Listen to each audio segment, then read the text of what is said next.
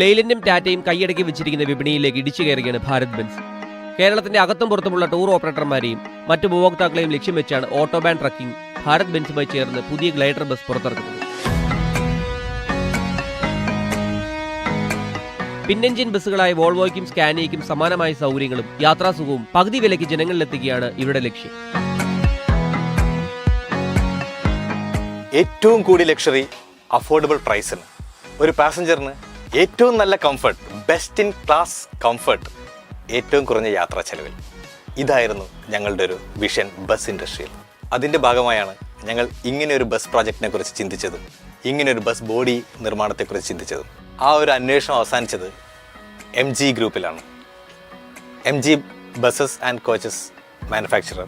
ഞങ്ങളുടെ കാഴ്ചപ്പാടുകൾ എന്താണെന്നോ അത് അതേപോലെ പകർത്തിത്തരാൻ MG ഗ്രൂപ്പിന് കഴിഞ്ഞു എന്നുള്ളതാണ് ഈ ബസ്സിൻ്റെ മാനുഫാക്ചറിങ്ങിലുള്ള ഏറ്റവും വലിയൊരു വിജയം.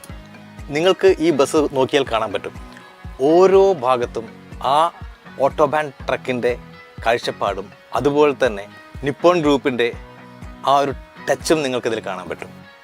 പിന്നെ MG ഡിസൈൻ ചെയ്തതിൽ നിന്ന് അതിമനോഹരമായ ഒരു ബസ് പിറവിയെടുത്തു എന്നതാണ് സത്യം.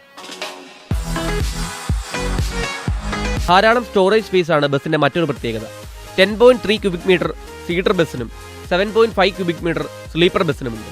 ഷാസിക്ക് 3 വർഷം അല്ലെങ്കിൽ 4 ലക്ഷം കിലോമീറ്റർ വാറണ്ടിയും ബോഡിക്ക് 12 മാസം അല്ലെങ്കിൽ 1 ലക്ഷം കിലോമീറ്റർ വാറണ്ടിയും കമ്പനി നൽകുന്നു.